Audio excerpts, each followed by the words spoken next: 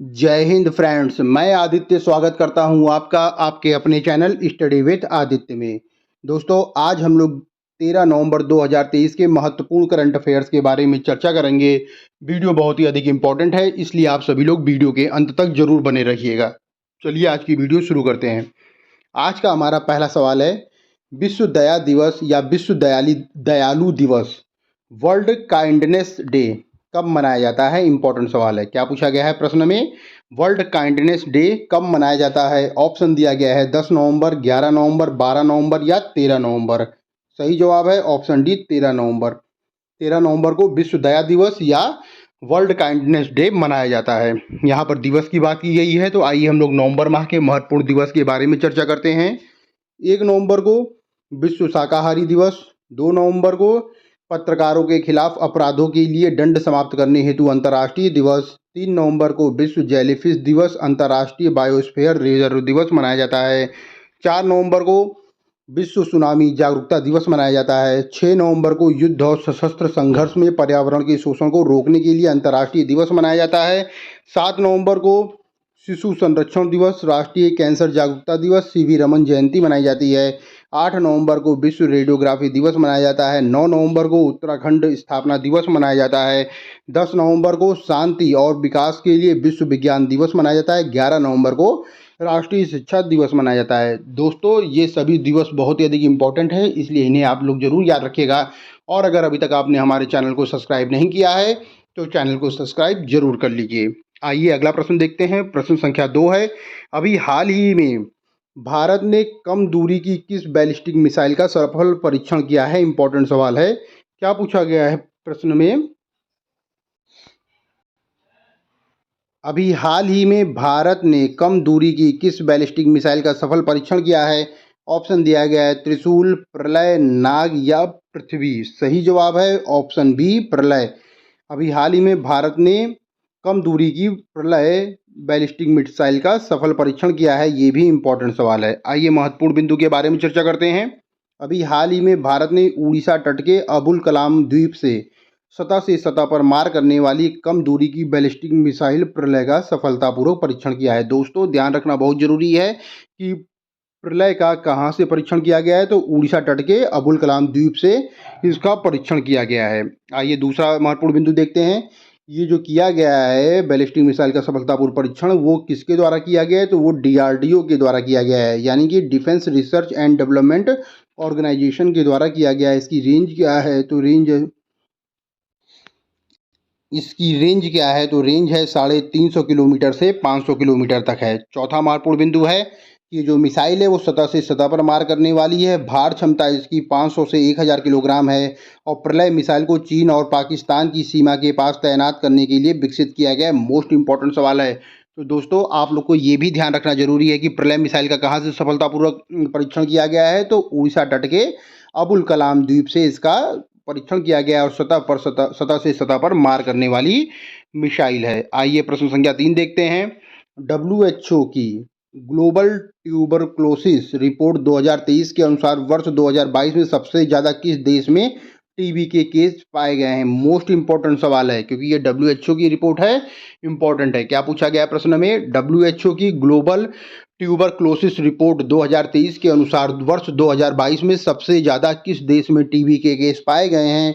Option दिया गया है पाकिस्तान, चीन, भारत या श्रीलंका। सही जवाब है ऑप्शन सी, भारत। भारत में सबसे ज़्यादा टीबी के केस पाए गए हैं। आइए महत्वपूर्ण बिंदु के बारे में चर्चा करते हैं। WHO की ग्लोबल ट्यूबरक्लोसिस रिपोर्ट 2023 के अनुसार दुनिया में टीबी के सर्वाधिक मामले भारत में पाए गए हैं। और अगर भारत की बात की जाए तो टीबी में सर्वाधिक जो मौतों की संख्या है वो कितनी है? 3,42,000 थी। इस रिपोर्ट में 192 देशों का डाटा दिया गया था। आइए प्रतिशत के मामले में देख लेते हैं। भारत का जो प्रतिशत है वो 27% है। इंडोनेशिया दूसरे नंबर पर है, यहाँ पे 10% टीबी के मामले हैं। और चीन का तीसरा स्थान है, यहाँ पर 7.1% मामले हैं टीबी के। तो सबसे ज़्यादा कहाँ पर मामले पाए गए हैं टीबी के? तो ये भारत में पाए गए हैं और यहाँ पर 27% है। आइए प्रश्न संख्या 4 देखते हैं। भारतीय वायुसेना के S-400 air defence missile system को किस नाम से जाना जाएगा? इंपॉर्टेंट सवाल है। क्या पूछा गया है प्रश्न में? भारतीय वायुसेना के S-400 air defence missile system को किस नाम से जाना जाएगा? ऑप्शन दिया गया है सुदर्शन, वीर, हिम्मत या शौर्य। सही जवाब है ऑप्शन ए सुदर्शन। सुदर्शन नाम से जाना जाएगा। किसको जाना जाएगा? भारतीय वायुसेना के S-400 एयर डिफेंस को सुदर्शन नाम से जाना जाएगा। आइए महत्वपूर्ण बिंदु के बारे में चर्चा करते हैं। भारतीय वायुसेना S-400 एयर डिफेंस मिसाइल को सुदर्शन चक्र के नाम पर सुदर्शन नाम दिया गया है, इसे भी आप लोग ध्यान रखिएगा। आइए अगला प्रश्न देखते हैं। प्रश्न संख्या 5 है, भारतीय कृषि अनुसंधान संस्थान ने किस फसल की किस्म 2090 विकसित किया है? इंपॉर्टेंट सवाल है। क्या पूछा गया है प्रश्न में? भारतीय कृषि अनुसंधान संस्थान ने किस फसल की किस्म 2090 को विकसित किया है? ऑप्शन दिया गया है गेहूं, सोयाबीन, गन्ना या धान। सही जवाब है ऑप्शन डी धान। धान को विकसित किया है किसने? भारतीय कृषि अनुसंधान संस्थान ने धान फसल की किस्म 2090 को विकसित किया है। आइए महत्वपूर्ण बिंदु के बारे में चर्चा करते हैं। भारतीय कृषि अनुसंधान संस्थान ने धान की अधिक उत्पादन देने वाली और कम समय में उगाई जाने वाली किस्म 2090 यानी कि 2090 विकसित की है। अगला इसमें है कि यह जो किस्म है इससे वायु प्रदूषण से निपटने में सहायता मिलेगी और साथ ही साथ आने वाली रबी की फसल के लिए पर्याप्त समय मिल जाएगा। तो इम्पोर्टेंट सवाल है ये। क्या पूछा गया था प्रश्न में? 2090 किस फसल की किस्म है? तो ये सही जवाब होगा धान फसल की किस्म है। आइए प्रश्न संख्या 6 देखते हैं। हाल ही में किसे प्रतिष्ठित चैंपियंस एंड चेंज अवार्ड से सम्मानित किया गया है? इंपॉर्टेंट सवाल है। क्या पूछा गया है प्रश्न में? हाल ही में किसे प्रतिष्ठित चैंपियंस एंड चेंज अवार्ड से सम्मानित किया गया है? ऑप्शन दिया गया है हितेश कुमार, संतोष कुमार झा, डॉक्टर सोमदत्त या संजय कुमार जैन। सही जवाब है option C doctor Somdatt Singh को। कौन सा पुरस्कार दिया गया है? चैंपियन एंड चेंज अवार्ड से इनको सम्मानित किया गया है। आइए प्रश्न संख्या 7 देखते हैं। भारत और किस देश के बीच में बोंगो सागर अभ्यास आयोजित हुआ है? मोस्ट इंपॉर्टेंट सवाल है। क्या पूछा गया है प्रश्न में? भारत और किस देश के बीच में बोंगो सागर अभ्यास आयोजित हुआ है?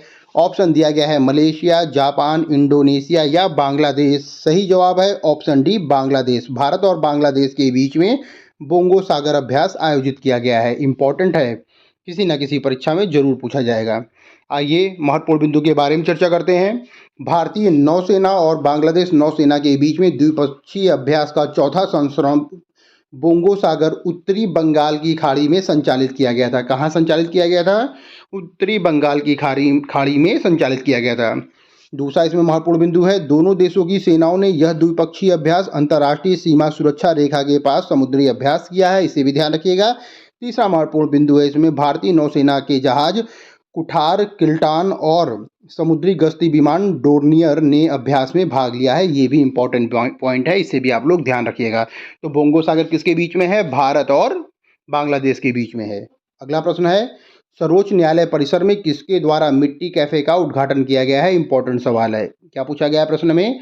सर्वोच्च न्यायालय परिसर में किसके द्वारा मिट्टी कैफे का उद्घाटन किया गया है? ऑप्शन दिया गया है द्रौपदी मुर्मू, नरेंद्र मोदी, DY चंद्रचूड़ या उपरोक्त में से कोई नहीं।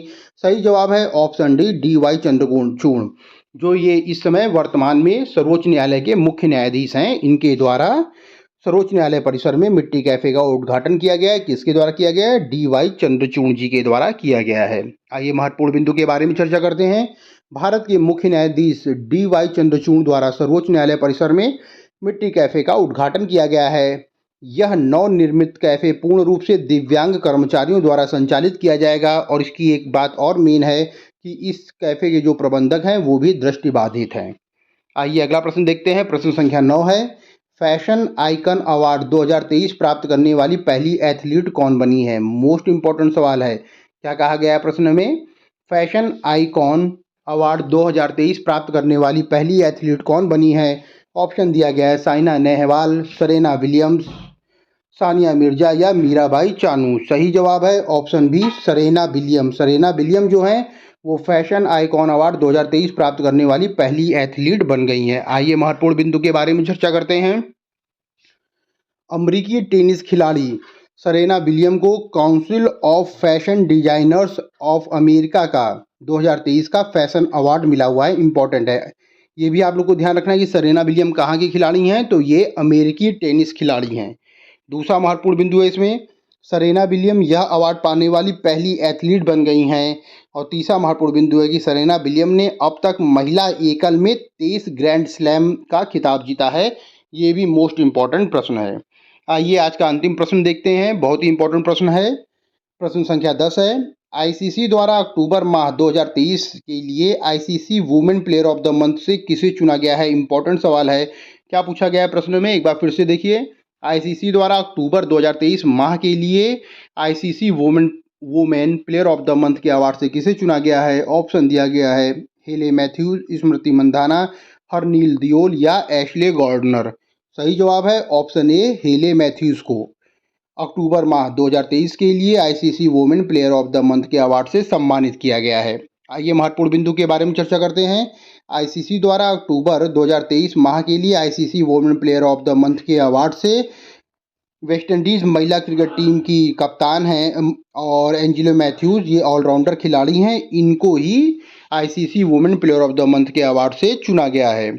आइए क्रिकेट की बात की गई है तो क्रिकेट के महत्वपूर्ण करंट अफेयर्स के बारे में चर्चा कर लेते हैं। मोहम्मद शामी ने ओडीआई क्रिकेट विश्व कप के इतिहास में भारत की ओर से सर्वाधिक विकेट लेने का रिकॉर्ड अपने नाम किया हुआ है। पहले ये रिकॉर्ड जहीर खान के नाम था, उनके नाम 44 विकेट था और मोहम्मद शामी ने क्रिकेट वर्ल्ड कप के रिकॉर्ड में इसको तोड़ दिया है और सर्वाधिक विकेट ले लिया है और इस समय प्रेजेंट में ये खेल भी रहे हैं और इनके कुल विकेटों की संख्या 47 हो चुकी है। दूसरा इसमें महत्वपूर्ण बिंदु है, अंतर्राष्ट्रीय क्रिकेट में टाइम आउट से आउट होने वाले पहले खिलाड़ी कौन बन गए हैं, तो वो एंजेलो मैथ्यूज बन गए हैं, श्रीलंका के हैं जो कि टाइम आउट से आउट हुए हैं। तीसरा इसमें महत्वपूर्ण बिंदु है, हाल ही में क्रिकेट से जुड़े बेसबॉल शब्द को प्रतिष्ठित कोलिंस डिक्शनरी में शामिल किया गया है। चौथा है, हाल ही में भारतीय महिला क्रिकेट टीम का कोच किसे बनाया गया है, तो ये बनाया गया है अमोल मजूमदार को बनाया गया है। अगला प्रश्न है इसमें, विश्व कप में सबसे तेज शतक बनाने वाले बल्लेबाज कौन बने हैं, तो सही जवाब है ग्लेन मैक्सवेल बने हैं। इन्होंने 40 बॉल पे 100 रन बना दिया है। पूमा इंडिया ने मोहम्मद शामी को अपना ब्रांड एम्बेसडर बनाया है। अगर सितंबर माह की बात करें तो सितंबर माह में ICC women player of the month के खिताब जीता है चमारी अथापत्तू जो कि श्रीलंका की, उन्हें मिला हुआ है। अगर पुरुषों की बात करें तो पुरुषों में शुभमन गिल को मिला है ICC player of the month 2023 सितंबर माह के लिए। अक्टूबर माह की अगर बात की जाए तो अक्टूबर माह में पुरुष खिलाड़ियों में किसे ICC player of the month मिला है, तो उसका सही जवाब है रचिंद्र रविंद्र जो कि न्यूजीलैंड के ऑलराउंडर है, इन्हें मिला हुआ है अक्टूबर माह 2023 के लिए ICC player of the month के खिताब से इन्होंने जीता है। और अगला इसमें महत्वपूर्ण बिंदु है कि T20 क्रिकेट में सबसे तेज अर्धशतक बनाने का रिकॉर्ड किसे मिला हुआ है, तो वो मिला हुआ है दीपेंद्र सिंह एरी को मिला हुआ है। ये नेपाल के हैं और इन्होंने मात्र 9 गेंदों पर अपना 50 पूरा कर लिया था। तो T20 क्रिकेट इतिहास में सबसे तेज अर्धशतक बनाने का रिकॉर्ड दीपेंद्र सिंह एरी के नाम है। आइए 12 नवंबर 2023 के करंट अफेयर्स की जल्दी से चर्चा कर लेते हैं। इम्पोर्टेंट है इसलिए आप सभी लोग उसको जल्दी जल्दी देख लीजिए। पहला है, राष्ट्रीय शिक्षा दिवस कब मनाया गया है, तो सही जवाब है 11 नवंबर को मनाया गया है। हाल ही में भारतीय तटरक्षक बल के किस जहाज को सेवा मुक्त किया गया है, तो संग्राम को सेवा मुक्त किया गया है। कहाँ से अगर सेवा मुक्त किया गया है तो इसे भी ध्यान रखिएगा, गोवा से सेवा मुक्त कर दिया गया है। तीसरा प्रश्न है इसमें, हाल ही में आईटीबीपी का 62वां स्थापना दिवस कहाँ मनाया गया है, तो कहाँ मनाया गया है, ये देहरादून में मनाया गया है। चौथा प्रश्न है, अभी हाल ही में किस बैंक को business change maker of the year 2023 से सम्मानित किया गया है, तो भारतीय रिजर्व बैंक ऑफ इंडिया को इसको सम्मानित किया गया है, change maker of the year के अवार्ड से सम्मानित किया गया है। हाल ही में 10वां कालिंगा साहित्य महोत्सव कहाँ आयोजित किया गया है, तो उड़ीसा के भुवनेश्वर में आयोजित किया गया है 10वां कालिंगा साहित्य महोत्सव। छठा प्रश्न था कल का, हाल ही में आईसीसी बोर्ड ने किस देश के क्रिकेट बोर्ड की सदस्यता को तत्काल प्रभाव से निलंबित कर दिया है, तो श्रीलंका देश की सदस्यता को तत्काल प्रभाव से निलंबित कर दिया है। प्रश्न संख्या 7 है, कौन सा देश भारत को सुरक्षित देशों की सूची में शामिल करेगा, तो वो ब्रिटेन है जो भारत को सुरक्षित देशों की सूची में शामिल करेगा। म्यांमार और किस देश के बीच में समुद्री सुरक्षा अभ्यास मारूमैक्स का आयोजन अंडमान सागर में किया गया है, तो सही जवाब है रूस। अगला प्रश्न देखते हैं, हाल ही में दुनिया के पहले एआई यानी आर्टिफिशियल इंटेलिजेंस ह्यूमनोइड रोबोट सीईओ का क्या नाम है, तो सही जवाब है मिका नाम है। और कल का हमारा अंतिम सवाल था, हाल ही में किसे अक्टूबर माह के लिए पुरुष खिलाड़ियों में ICC player of the month के अवार्ड से चुना गया है, तो सही जवाब है रचिंद्र रविंद्र है। दोस्तों कल मैंने आपसे 2 सवाल पूछा था, आइए उनका उत्तर देख लेते हैं। पहला सवाल था कल का, हाल ही में अमित शाह गुजरात के किस जिले में नैनो डीएपी तरल संयंत्र का लोकार्पण करेंगे? इंपॉर्टेंट सवाल है। क्या पूछा गया है प्रश्न में? हाल ही में अमित शाह गुजरात के किस जिले में नैनो डीएपी तरल संयंत्र का लोकार्पण करेंगे? ऑप्शन दिया गया है मेहसाणा, कलोल, सूरत या अहमदाबाद। सही जवाब है ऑप्शन बी कलोल। कलोल में लोकार्पण करेंगे। कलोल कहाँ पर है? तो कलोल जो है वो गुजरात राज्य के गांधीनगर जिले में कलोल है। आइए दूसरा प्रश्न कल का देखते हैं। हाल ही में किस राज्य का कासरकोड जिला आधिकारिक पेड़, फूल, पक्षी प्रजातियों को आधिकारिक तौर पर नामित करने वाला पहला जिला बन गया है? ऑप्शन दिया गया था कर्नाटक, उड़ीसा, केरल या महाराष्ट्र। सही जवाब है ऑप्शन सी केरल। केरल जो है, केरल राज्य का कासरकोड जिला जो है वो आधिकारिक तौर पर पेड़, फूल, पक्षी प्रजातियों को आधिकारिक तौर पर नामित करने वाला पहला जिला बन गया है। दोस्तों आज हम आपसे 2 सवाल पूछते हैं। अगर इसका उत्तर आपको पता है तो उत्तर को कमेंट बॉक्स में जरूर लिखिएगा। पहला सवाल है आज का, एशियाई पैरा गेम्स 2023 में एक ही संस्करण में 2 स्वर्ण पदक जीतने वाले पहले भारतीय कौन है? इंपॉर्टेंट सवाल है। क्या पूछा गया प्रश्न में? एशियाई पैरा गेम्स 2023 में एक ही संस्करण में, इस बात को आप लोग जरूर ध्यान रखिएगा, एक ही संस्करण में 2 स्वर्ण पदक जीतने वाले पहले भारतीय कौन है? ऑप्शन दिया गया है अंकुर धामा, सुमित आंतिल, अवनी लखेरा या सुंदर सिंह गुर्जर। दोस्तों उत्तर जो भी हो उत्तर को कमेंट बॉक्स में जरूर लिखिएगा। आज का हमारा दूसरा सवाल है, हाल ही में किसे अस्पताल सेवा सशस्त्र बल का महानिदेशक नियुक्त किया गया है? मोस्ट इंपॉर्टेंट सवाल है। क्या पूछा गया प्रश्न में? हाल ही में किसे अस्पताल सेवा सशस्त्र बल का महानिदेशक नियुक्त किया गया है? ऑप्शन दिया गया है air marshal Sadhana Saxena Nair, air marshal Babita Saini, air marshal Sunita Agnihotri या एयर मार्शल नेहा राय। दोस्तों उत्तर जो भी हो उत्तर को कमेंट बॉक्स में जरूर लिखिएगा। हमारी आज की वीडियो यहीं समाप्त होती है। अगर आप चैनल में नए हैं तो चैनल को लाइक करें, शेयर करें और सब्सक्राइब करें, क्योंकि इस चैनल के माध्यम से मैं daily current affairs, weekly current affairs, monthly current affairs, सामान्य अध्ययन और स्टैटिक जीके की क्लास लेकर आता हूं, जो कि पॉइंट टू पॉइंट होती है और परीक्षा की दृष्टि से बहुत ही अधिक इंपॉर्टेंट होती है। इसलिए अगर अभी तक आपने चैनल को सब्सक्राइब नहीं किया है तो चैनल को सब्सक्राइब जरूर कर लें। Study with Aditya. Thank you friends. जय हिंद फ्रेंड्स।